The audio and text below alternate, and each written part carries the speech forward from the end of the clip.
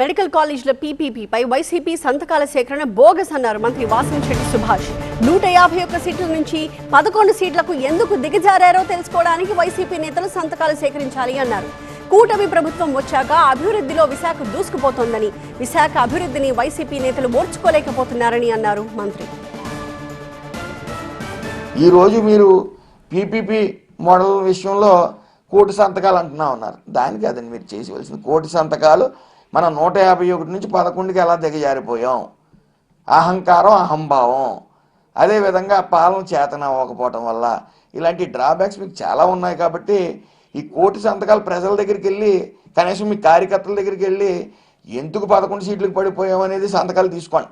20 లక్షల ఉద్యోగాలు సాధ్యమా అంటూ కూడా మరి వైసీపీ అనేక అవాకులు చవాకులు పేలారు. అందులో భాగంగా ఈరోజు విశాఖపట్నాన్ని అత్యంత వేగంగా అభివృద్ధి విషయంలో దూసుకుపోతూ ఉంది.